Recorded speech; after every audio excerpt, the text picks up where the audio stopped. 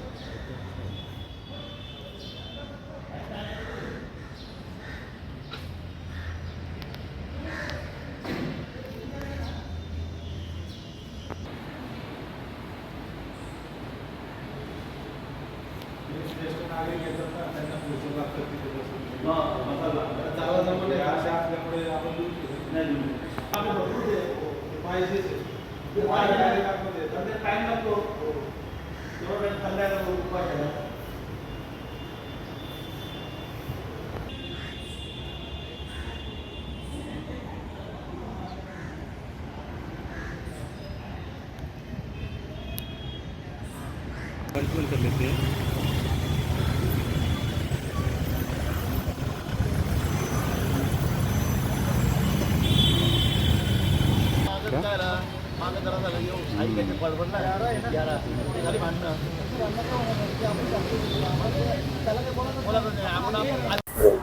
स्मशानभूमीमध्ये पेवर ब्लॉकिंगवर तुमची काय प्रक्रिया आहे, कशा प्रकारे एमएमसी काय करतो? आता पेवर ब्लॉक एवढे चांगले असताना नाहक खर्च करायला तयार झाले आणि इथं कॉन्क्रीट करायचा त्यांचा घाट चाललेला आहे। त्यामुळे पेवर ब्लॉक बदलायची गरज नाही, त्याच्यापेक्षा हाच खर्च दुसरीकडे कुठे चांगल्या ठिकाणी वापरा, ही आमची महानगरपालिकेला आमची विनंती आहे। आपलं नाव? प्रमोद दगडू पाटील। काय काय समस्या आहे इकडे आणि कशा प्रकारे तुम्ही बघता? तुर्भ्या गावात तुम्हाला पूर्ण समस्या आहेत, हजारो समस्याचं तुर्भ्या गाव आहे। आता हे स्मशानभूमीवर सुद्धा कोणाचं बघण्याचं पूर्ण दुर्लक्ष ठेवलेलं आहे। मग अधिकारी असो का माझे नगरसेवक असो का कोण असो, त्यांचं पूर्ण दुर्लक्ष आहे। आता समजा लाईटचं कॉन्ट्रॅक्ट दिलेलं आहे, एखाद्या कॉन्ट्रॅक्टरला पूर्ण इथले फॅन असो, स्ट्रीट लाईट असो, पूर्ण तुर्भे विभागाचे करोड रुपयाचं त्याला काम दिलेलं आहे, तरी पण इथले फॅन का बंद असतात? जेव्हा एखादी बॉडी इथली गावातली येते तेव्हा त्यांनी बघितल्यानंतर माहिती पडते का इथं फॅन बंद आहेत। त्या दिवशी ग्रुपवर टाकल्यानंतर आम्हाला माहिती पडतं, त्या दिवशी त्यांना फोन केल्यानंतर विद्युत डिपार्टमेंटने पंखे चालू करून दिलेले आहेत। म्हणजे तुम्हाला जेव्हा फोन करणार तेव्हाच गोष्टी चालू होतील का? मग यांना कॉन्ट्रॅक्ट एवढे देऊन फायदा काय? करोड रुपयाचे कॉन्ट्रॅक्ट देऊन फायदा काय? आज जर एखादी गावातली बॉडी येते तेव्हा 400, 500, 1000 लोक असतात, इथं कमीत कमी 50 माणसं बसू शकत नाही। आज इथं बऱ्याचपैकी बाकडे इथनं काढून ठेवलेले आहेत। आता तुम्हाला दाखवल्या, मग स्वतःवरनं काढून दाखवल्या, खुर्च्या तुटलेल्या कुठल्या अवस्थेत बांधून ठेवलेल्या आहेत। म्हणजे इथं 5-25 खुर्च्या पाहिजे, बसायला बाकडे पाहिजे, म्हणजे 200-300 लोक बसते एवढी सुविधा इथं पाहिजे, पण अजिबात सुविधा नाही आहे। एमएमसीला काय आव्हान आहे, अशा प्रकारची परिस्थिती आहे? आता एमएससी आपल्या महानगरपालिकेच्या 3 डिपार्टमेंटला 3 पत्र दिलेले आहेत आणि त्यांनी एक 8 दिवसाचं टायमिंग मागितलेलं आहे। या 8 दिवसामध्ये जे काय आहे ती कामं आम्ही करून देतो। जर त्यावेळी हे कामं नाही दिले तर शेवटी मग आम्हाला इथं उपोषणाला बसल्याशिवाय पर्याय नाही आहे। आपलं नाव? सुनील पाटील, तुर्भे गाव। अस्थीमध्ये संसारभूमी काय समस्या होत आहे ती अस्थी घेतलेली? आता थोड्याच वेळापूर्वी सुनील पाटील यांनी जी एक समस्या सांगितलेली आहे त्याप्रमाणे आता दुसरी समस्या अशी की ज्या वेळेला 2-4 दिवसानंतर किंवा ठराविक दिवसानंतर राग धुण्यासाठी जेव्हा पुन्हा घरची मंडळी येतात त्यावेळेला जिथे व्यक्तीला जाळलं जातं त्याच्यापासून नळ बऱ्याच अंतरावर आहे, एक एक बादली भरून आणावी लागते. तर त्याच्या ते त्रास वाचण्यासाठी याच्या मागच्याच बाजूला भरपूर जागा आहे आणि तिथं जर नल कनेक्शन घेऊन महानगरपालिकेने नल कलेक्शन दिलं आणि एक पाईपाची व्यवस्था केली तर ते काम अत्यंत सोपं आणि चांगलं होईल. तरी महानगरपालिकेने ती करावी ही अशी आमची कालूबाई मांढरदेवी सेवा संस्थाकडून मागणी आहे महानगरपालिकेकडे. धन्यवाद. नाव आपलं नाव? गोरखनाथ अनंत पाटील. हा स्मशानभूमीमध्ये कुठे कुठे लोक येतात आणि कशा प्रकारचे? या स्मशानभूमीमध्ये टोटली बोललं तर आता समजा एखादा व्यक्ती कोपरी गावामध्ये वाढतो तर तिथं बघता कोपरी गावातल्या लोकांनी प्रत्येक ग्रामस्थांसाठी ठेवलेलं आहे.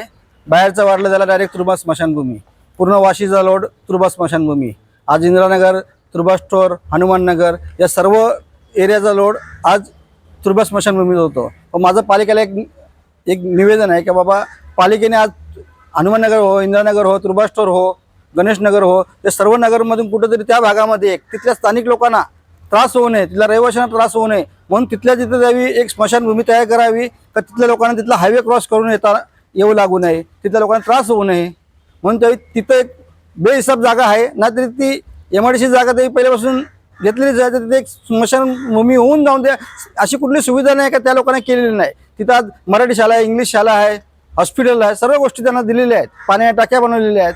तर तिथे एक स्मशानभूमी सुद्धा तुर्बा स्टोअर किंवा हनुमाननगर, इंदिरानगरमध्ये कुठंतरी तिथं बांधण्यात यावी ही माझी पालिकेला एक तुर्बे ग्रामस्थाच्या वतीनं मी कळवण्यात येत आहे. आणि लवकरात लवकर ती ताई त्यांना बनवून आणि तो लोड इथं जेणेकरून याचा कमी होईल, त्याच्याने बऱ्यापैकी फरक पडेल. आपलं नाव? सुनील पाटील.